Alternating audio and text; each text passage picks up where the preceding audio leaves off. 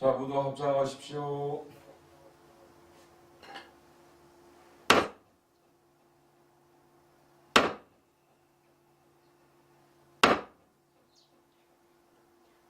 자, 여러분들, 이것이 무엇입니까?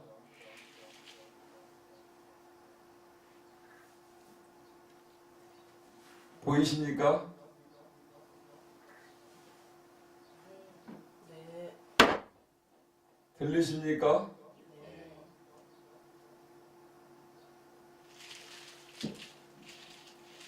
보고, 느끼고, 감축하고, 들리는 것은 무엇인가?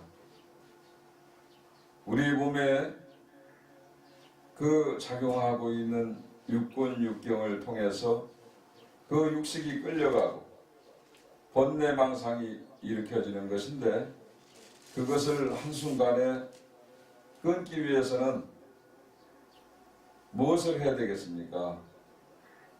그것을 끊어내야만이 우리가 해탈을 할 수 있는데, 안입이 설선이 색성양미초법 육군 육경에 끄달려서 생사의 문을 끊지 못한다면 인간의 몸을 바꿔도 그렇게 끄달리면서 번뇌망상에서 사로잡혀가지고 평생을 살다 간다면 진정한 불자라고 볼 수가 없는 것이죠. 꽃피는 봄날 그 어느덧 길가에 그 활짝 핀 그 벚꽃들이 그렇게 바람에 나부껴서 하나둘씩 떨어지는가 싶더니 산천초목이 지금은 푸르르게 그 옷으로 갈아입고 지금 들판에는 농민들이 그 밭과 논에는 그렇게 부산하게 그렇게 움직이고 있습니다.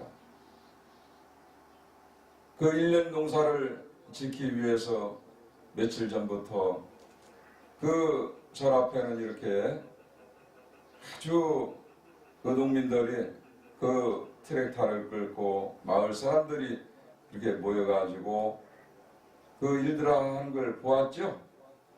네. 우리가 살아가면서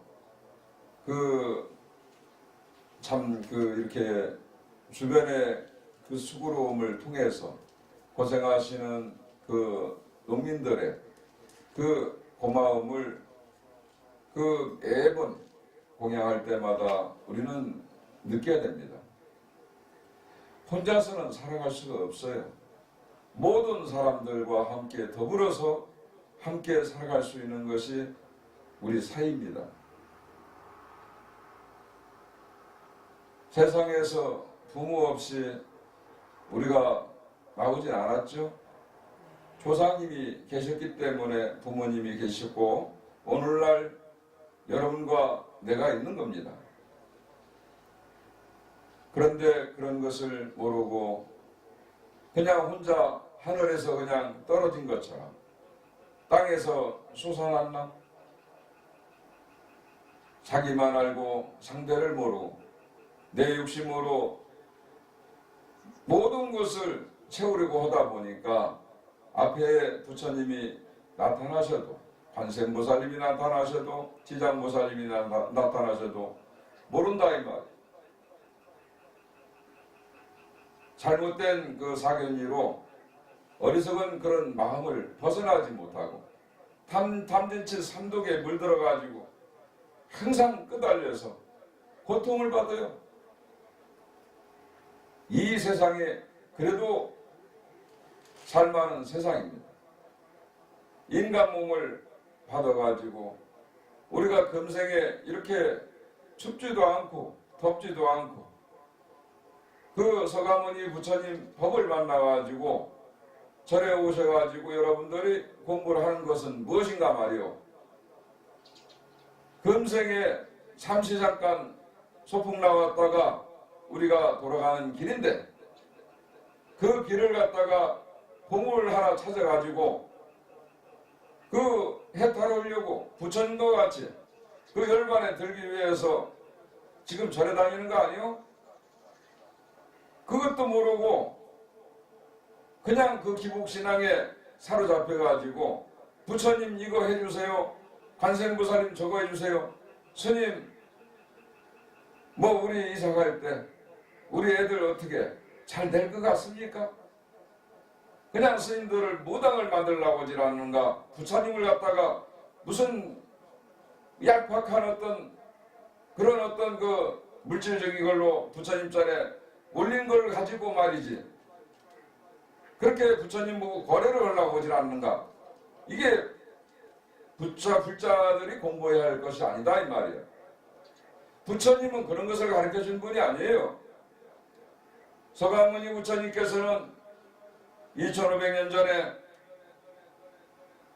그 왕궁에서 왕자의 몸을 받아가지고 그 눈베니 동산에서 그렇게 정말 무수 나무를, 그 근심 없는 나무가 뭡니까? 무수나무예요. 근심 걱정이 없는 그 나무에 그 꽃이 피면은 그 7가지 8가지 꽃들이 그렇게 한 나무에서 가지각색 피어나면서 향기는 또 그렇게 좋다는 거예요. 그 마야 부인께서 그렇게 산통을 느끼시면서 무수나무를 잡고서 나가 부처님께서 이 세상에 태어나셨는데, 부처님께서 태어나시자마자 사방으로 걸으시면서 그렇게 걸음을 걸으셨어요. 그 개성을 자 모두 합장하십시오. 천상 천하 유화독점 일체 계고 아당 한지 하리로다 남모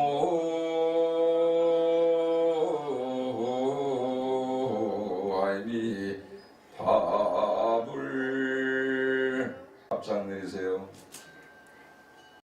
시다르타 태자가 이 세상에 그렇게 나오실 때 동서남북으로 꼭 7걸음을 걸으시면서 그렇게 하늘을 가리키면서 땅을 가리키면서 천상천하 유화독전이라 내 홀로 아주 존귀하도다. 이 세상에 모든 것을 내가 근심 걱정을 풀어주기 위해서 이 세상에 오셨느니라 이 말씀이요. 이 세상의 모든 것이 일체가 다 고통이다. 일체가 다 고통이라고 말씀하셨습니다. 그러니 내가 그대들을 아당한지 하리로다. 편안케 그대들을 편안케 하리다 라는 그런 개송을 남기셨어요. 우리가 한번 태어나면은 죽을 때까지 그 노병사를 해결할 수 있는 방법이, 부처님이 오시지 않았으면 그 방법을 알았겠느냐 이 말이요. 생로병사를 해결할 수 있는 방법을 부처님께서 이 세상에 출현하지 않으셨다면 그 방법을 누가 알았겠느냐 이 말이요. 부처님께서 가섭존자에게 법을 전하지 않으셨다면 그 법을 누가 받아서 지금 우리가 그 법비를 맛을 볼 수 있겠느냐 이 말이요. 부처님이 이 세상에 오셨기 때문에 우리가 금생에 부처님 법을 만나가지고 지금 이 산성하고 인연이 돼서 그 산골 자락에서 이렇게 여러분들이 법문을 듣고 있는 겁니다. 그래요 안 그래요? 혜연보살님 법문 듣고 계십니까? 혜연보살님이 지금 천배, 어제 천배하셨어요? 네. 오늘 또 천배하고 있습니까? 네. 정성껏 해서 내일 천배 잘 마치세요. 네. 염주하시는 거 하나하나 스님이 다 보고 있어요. 네.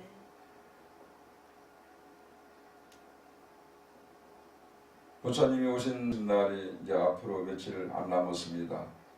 오늘 그 4월 초하로 그 법회를 또 맞이해서 또 여러분들이 또 자리하고 있는 자리에 또 산성이 이렇게 부처님 오신 날을 맞이해서 전하는 법문은 무엇인가 잘 새겨야 됩니다.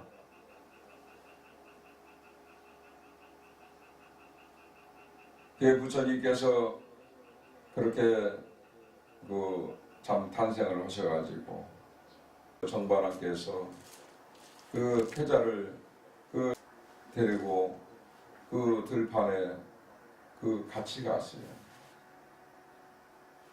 그 나무 밑에서 그렇게 참선을 하는 그 모습 속에 그러니까 농민들이 이제 농사를 한 해 농사를 지으려면은 부왕인 그 아버지가 그 정반왕께서 그렇게 삽을 한번 딱 떠서 뭐 흙을 뿌린다든가 이 농사 잘 지라고 이렇게 그러니까 쉽게 말하면 대통령 배구대회 무슨 있잖아 그 시작될 때 공 하나를 딱 던져주는 거와 마찬가지로 그렇게 이제 선포를 하는 거예요. 그러한 큰 그 충경절 때 그렇게 많은 사람들이 모인 가운데 그 농민이 그 쟁기를 갈고 있는 가운데 논에서 그 벌레 하나가 그렇게 쟁기에 갈려가지고 꿈틀꿈틀하면서 이렇게 딱 밖으로 나오는 거예요. 작은 새 한 마리가 그 벌레를 딱 보고서나가 쪼아서 딱 먹고 날아가. 그게 물고사가 나갈 때 위에서 그 작은 새보다 조금 더 큰 새가 매죠, 매. 매가 그 작은 새를 탁 낚아채고 또 날아간다 이거.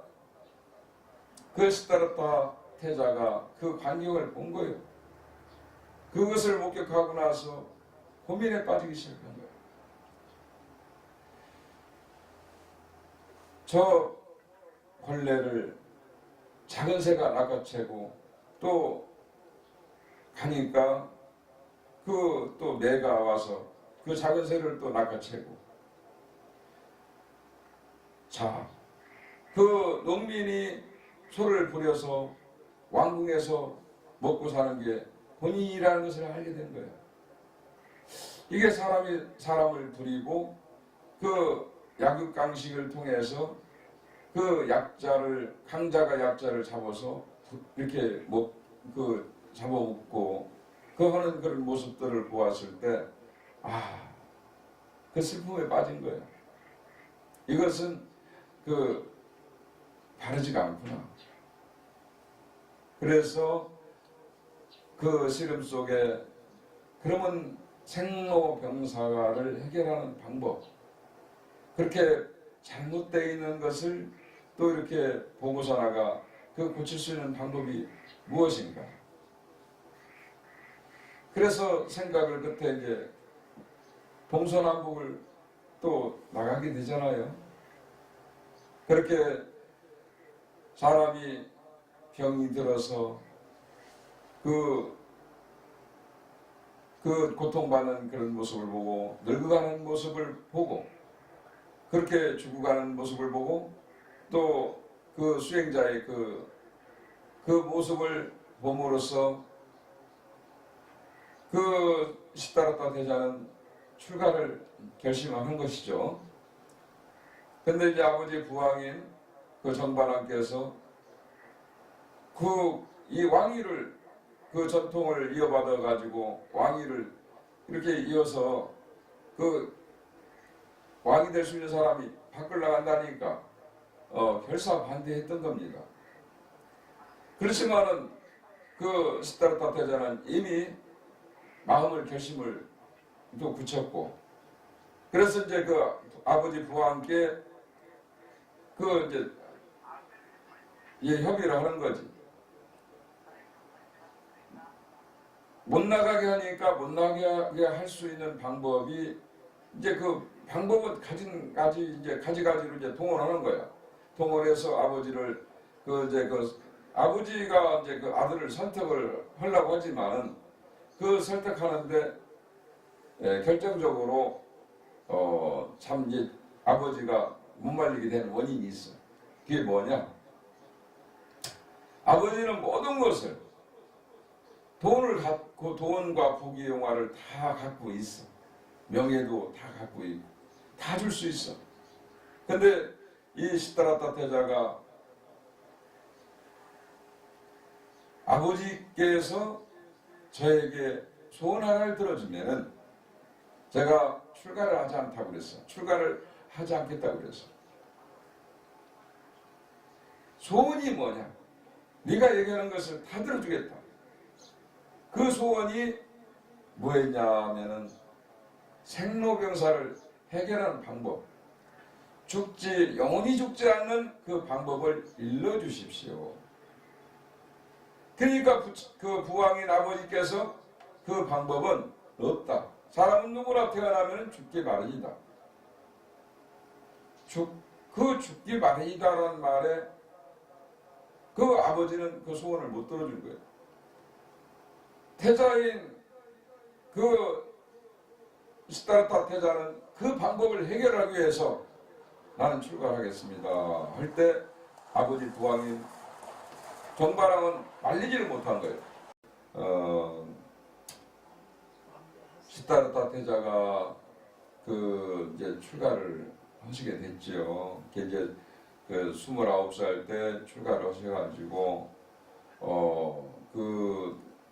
출가를 할 때 5명의 호위 무사들을 아버지 부왕께서 자식이 그 왕궁을 떠나서 일단은 깊은 산 속으로 들어가니까 그때는 뭐 사자, 얼마 전까지 우리가 지금 우리나라도 그렇게 사자 이렇게 호랑이들이 많이 있었잖아요.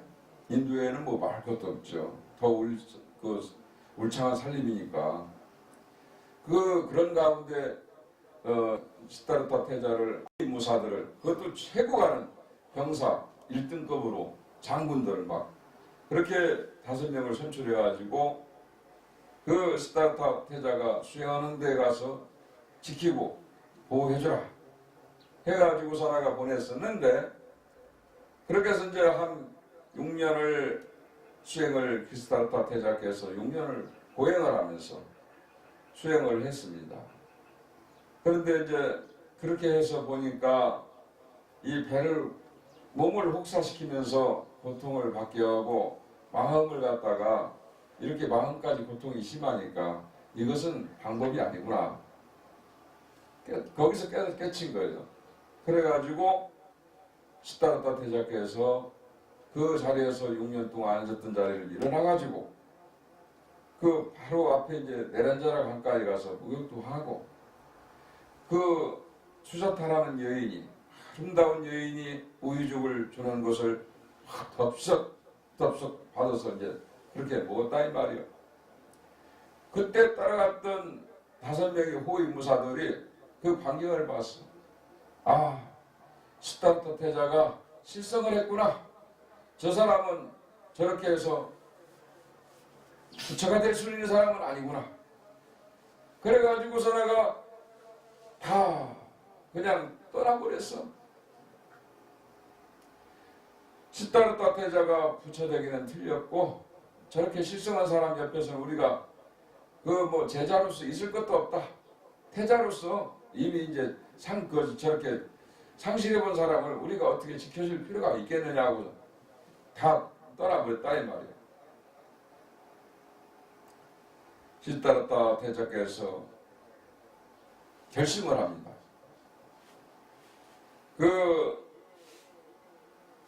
길상초를 깔아놓고 사나가 7일 동안을 수행을 하는데 처음에 마음먹었을 때 내가 이 자리에서 부처가 되지 않으면은 이 자리를 내가 절대로 이 자리에서 절대 일어나지 않겠다는 큰 원을 세워가지고 거기서 이제 그 길상초를 깔아놓고 7일 동안을 수행을 하게 됐죠. 그렇게 해서 그 나벌 8일날 그렇게 부처님께서 새벽별을 보시고 그 새벽별이 반짝이는 것을 딱 보시고 동시에 딱 성구를 하셨어요. 견성하셨다 이 말. 볼견자 성품성자 마음을 보셨다 이 말. 그것을 성불이라고 그래요. 좋게 말하면 성불을 하셔가지고 모르는 것을 알았다 이 말이에요. 부처가 됐다 이 말이에요. 처음에 그 깨달은 것이 그게 인연법이고 그 인연법이고 연기법이라고 하는데 그것을 연생연멸의 법칙이라고 그래요. 이것이 있음으로써 이것이 있고 이것이 태어남으로써 이것도 태어나고 이것이 멸함으로써 이것도 멸하고 그 도리를 알았다 이 말이에요. 이게 부처님께서 부처님을 보는 사람은 연기를 보고 연기법을 보는 사람은 부처를 볼 수 있다라고 부처님께 말씀하셨어요. 여러분들이 눈앞에 있는 그 부처를 볼 수 있고 관세음보살님을 볼 수 있고 지장보살님을 볼 수 있으면 그걸 깨달은 사람이에요. 여러분 스스로가 부처이고 관음이고 지장인 것을 알게 되면 그 사람은 부처다 이 말이에요. 그것을 모르기 때문에 중생 노름을 하고 있는 거예요 지금. 그렇게 해서 부처님께서 깨달음을 얻으셔가지고 그 부처님께서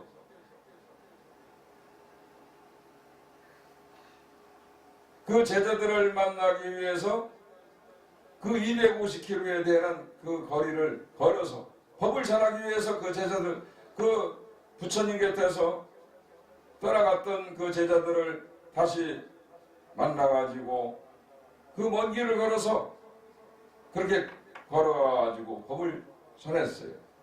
전할 때 그 한 사람 한 사람이 5명이 깨달음을 얻을 때 깨달아지는 그 과정에서 아라한과를 얻어가지고 그렇게 다 이제 해탈을 했어. 그렇게 해서 먼저 법문을 듣고 깨달은 사람들은 거리에 이제 나가서 탁발을 하기 시작했다 이 말이에요. 탁발을 하는 것은 뭐냐? 법을 전하면서 탁발을 하는 거예요. 그렇게 승단이 이루어져 가지고 다 5명이 아란가에 얻어가지고 그렇게 부처님과 같은 아주 큰 도를 얻었다 이 말이에요.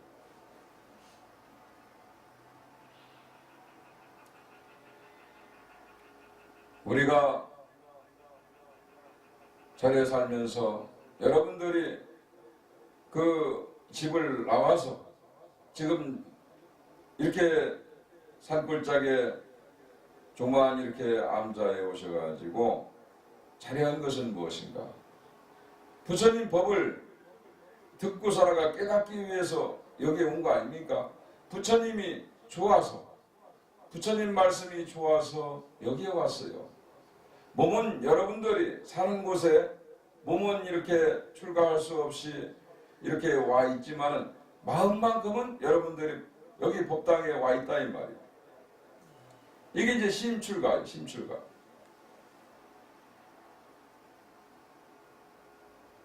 그런데 그 여러분들이 그렇게 하지 못하는 것은 자식들을 키워야 되고 또 부모님을 모셔야 되고 또 남편과 아내를 그렇게 서로가 사랑하면서 그런 어떤 걸림돌이 있기 때문에 몸은 출가를 못하고 마음만큼이라도 부처님을 의지하고 법을 의지하고 공부를 하는 거예요. 출가라는 게 무엇입니까? 출가라는 것이 집에서 집이 없는 집으로 가는 거예요.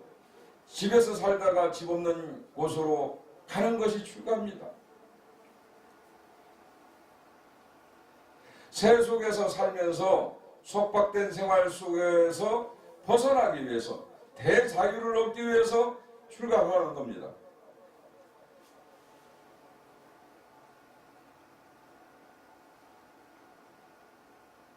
소유했던 것을 다 내려놓고 무소유의 삶을 찾아가기 위해서 출가하는 거예요. 진정한 출가는 뭐냐? 3계, 욕계, 색계, 무색계, 3계를 벗어나는 그런 대출가를 해야만이 비로소 부처가 될 수 있고 보살이 될 수가 있는 겁니다.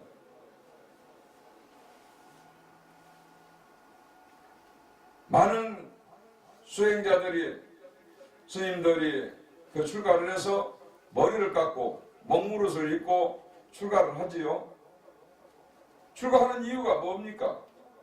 몸과 마음이 그렇게 다 내려놓고 부처님 법 안에서 살아가는 것이 진정한 출가 아니겠습니까? 그렇게 해서 공부하는 것이.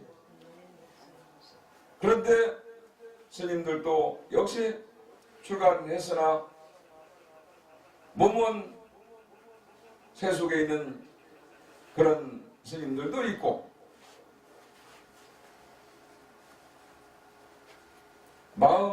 마음으로서 그렇게 절에서 수행하는 그런 사람들도 더러더러 있다 이 말. 몸과 마음이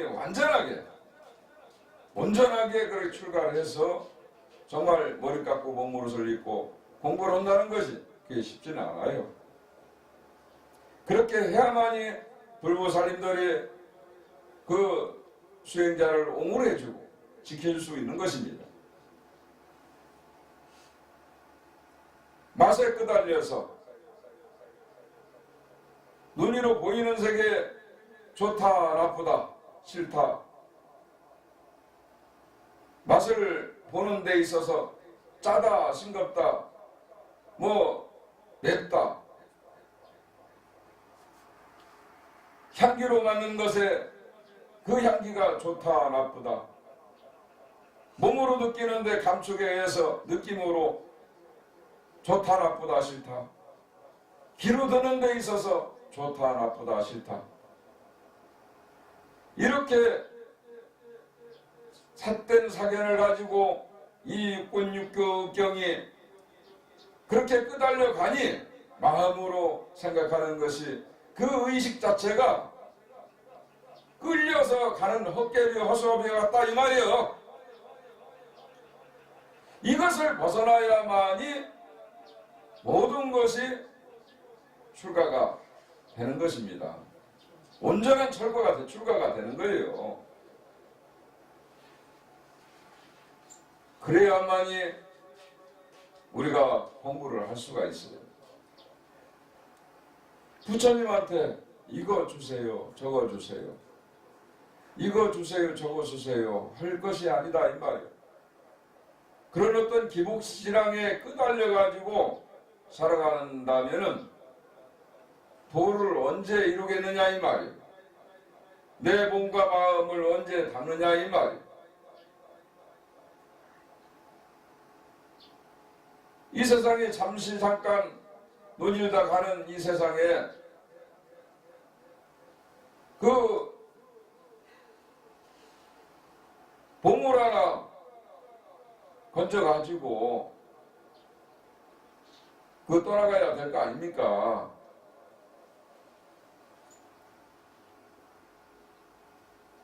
그래요, 안 그래요? 맞죠? 그래서 우리가 공부하는 거 아닙니까? 그래서 눈길을 조심하고 귓길을 조심하고 손길을 조심하고 팔길을 조심하고 항상 콧길도 조심하고 모든 것이 혓길도 조심하고 길을 살펴서 정말 내가 있는 자리가 그 행주자와 어묵동정이 그 어떻게 일어나는가, 그 자리를 이 무엇인가 하는 것을 화두를 잡고 공부를 해야 되는 것입니다. 주변에 일어나는 일들이 하나하나 그 성찰해서 관찰해서 보고 마음의 변화가 움직이는 것이 항상 그 진흙탕에서 빠지지 않도록 그 사르는 판을 걸어가듯이 수행을 해야만이 비로소 마음이 항상 고요해지고 그렇게 정에 들어갈 수가 있어요. 그러다 보면 그 속에서 정말 삼매에 들어갈 수도 있고 그런 겁니다. 모든 번뇌 망상을 끊기 위해서 억지로 끊어진다게 되는 게 아니고 그냥 무심하게 여여부동한 상태 그 자리를 만들기 위해서는 부동한 것이 그냥 딱 머물러 있는 게 아니고 물이 흘러가는 대로 그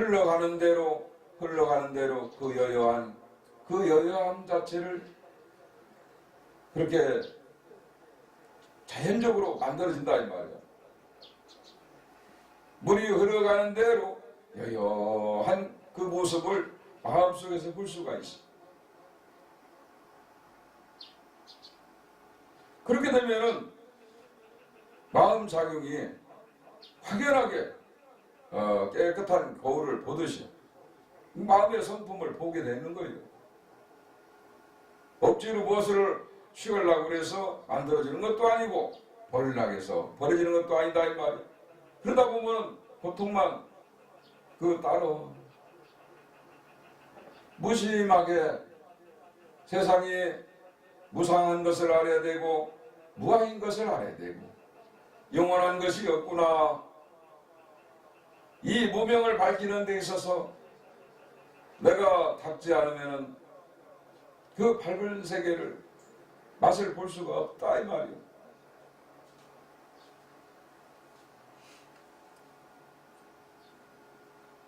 부처님 오신 날이 앞으로 며칠 남지 않았습니다. 부지런히 정진을 해야 되지 않겠습니까? 금강경에 아상, 인상, 종생상, 수자상이라 나라는 것, 남이라는 것, 종생이라는 것, 오래 산다는 것 모든 것을 내려놓아야만이 비로소 마음이 고요해지고 텅텅 비어 있는 것을 알 수가 있다고 부처님께서 누누이 말씀을 하셨어요. 자, 모두 합장하세요. 일체유의법 연몽 환포영 여러 여겨전 능장여시관 하라남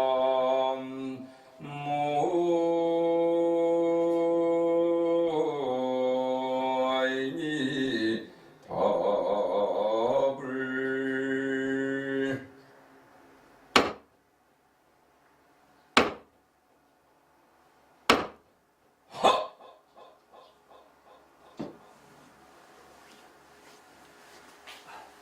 답을 금강경의 말씀에 여러분들한테 항상 전하지만은 일체유의법이 여몽 한포용 여러여기전 응장여시관하라. 우리가 살고 있는 이 사바세계 고통세계 이 있는 것들이 다 알고 보면은 그 일체 두두물물 모든 것이 영원한 것이 없고 다 변함으로써 다 환과 같고 꿈과 같고 이슬과 같고 번개불과 같고 그림자 같고 이런 것이 다 그냥 그러니까 실상이 다 있는 것 자체가 이게 진실된 것이 없다 이 말이에요. 그러니 눈앞에 일어나는 것을 바로 직관해서 내려놓고 보면은 거기서 본인이 부처인 것을 깨닫게 된다라고 부처님께서 말씀을 하신 거예요. 그러니까 우리가 수행을 하면서 복을 쌓는 것도 좋고 하지만은 다음 세계에 태어나는 것도 좋고 그러나 그 육도윤회에서 벗어나는 목적은 궁극적인 것은 불교를 만난 것은 무엇인가? 육도윤회에서 벗어나서 그 생사가 없는 그 문에서 벗어나서 진여의 문의로 들어가는 부처님과 같은 삶을 살아갈 수 있는 열반의 세계로 그런 자리로 들어가는 것이 궁극적인 우리의 불교의 부처님 가르침이 목적입니다. 우리가 복을 짓는 것하고 공덕을 짓는 것하고 이것이 확연하게 차이가 있는 거예요. 복을 짓는 것은 무엇인가? 부처님을 또 이렇게 법을 피고 포교를 하고 부처님 불상을 조성을 하고 부처님 법을 전하고 그렇게 어려운 사람들을 도와주고 선한 행들을 하는 것이 이게 이제 복들 아닙니까? 복을 짓는 것이 아니겠습니까? 그러나 복을 지면은 천상 세계에 태어나고 인간목을 받았을 때 좋은 가정에서 정말 살아갈 수 있는 그런 일들을 통해서 선건이 또 이제 복을 지면 선건의 그 씨앗으로 인해서 반드시 찾아오는 것이니까. 그렇지만은 그런 것도 좋지만은 부처님의 말씀의 가르침은 진정 무엇인가? 그것은 바로 여러분들이 연부를 한다든가 참선한다든가 사경을 한다든가 강경을 해서 그렇게 수행을 하는 겁니다. 몸과 마음을 닦는 거예요. 그것이 이제 공덕으로 간다고 그 육조 해능스님께서도 말씀하셨습니다. 그러니까 우리 수행하는 사람들도 마찬가지로 또 복만 져갖고 수행만 해갖고는 안 되는 거예요. 복과 지혜를 함께 닦아서 복도 짓고 수행도 같이 겸해서 그렇게 지혜를 밝혀야 된다 이 말이에요. 부처님께서는 양죽을 구족하신 분이에요. 복과 지혜를 갖다가 같이 닦아서 그 밝히신 분이다 이 말이에요. 그러니까 여러분들이 복도 많이 짓고 또 그래 하면서 동시에 그 수행을 잘 해가지고 훌륭한 그 보살이 되고 부처가 될 수 있는 길을 가야 되지 않겠습니까? 해연보살님 그래요? 안 그래요? 오늘 아침에는 우리 해연보살님께서 천배를 하시는데 물도 갖다 놓고 부채도 갖다 놓고 절을 몇 번 하다가 부채를 딱 붙이면서 나는 머리털 나고 처음 봤어. 참여하는 사람이 어째서 부채를 갖다가 절을 하면서 더우니까 아니 잘 몰라서 그랬습니다.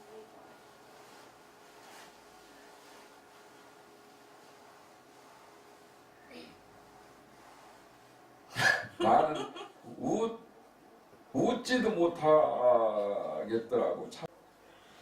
참회를 하는 마음이 부처님께 정말 진심으로 잘못했으면은 잘못을 한 것에 대해서 눈물 콧물이 쏟아지도록 몸에 땀이 나고 그렇게 잘못한 것이 있으면은 그 진심으로 진참회를 해야 그게 딱 되는 것이지. 아니 천주를 한쪽에는 천주를 들고 한쪽에는 부채를 들고 살아가 그게 어떻게 우리 그 지혜신보살이 어쨌든 간에 공부 잘 하셔서 절에서 누구나가 다 완벽한 사람은 없지만은 우리 그 지혜심이 참 얼마 전에 와서 절에서 한 2달 있었나요? 2달 정도 있다가 그렇게 갔다가 다시 와가지고 정말 그렇게 수행을 열심히 하겠다고 하는데 중간중간에서 삼천포에 그 생각이 나는 모양입니다. 그 이제 세속에 살다 보니까 맨들 그런 것이 그 먹고 싶은 거 입고 싶은 거, 또 하고 싶은 것이 왜 없겠어요? 그것을 하루아침에 끊어내려니까 금단 현상도 일어나고 몸이 내 마음 같지가 않은 것입니다.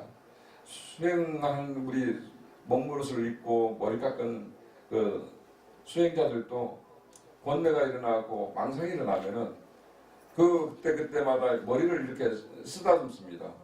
머리를 쓰다듬는 이유가 뭐냐? 아, 나는 머리를 깎은 중이지. 그걸 그때 자각하는 거예요, 다시.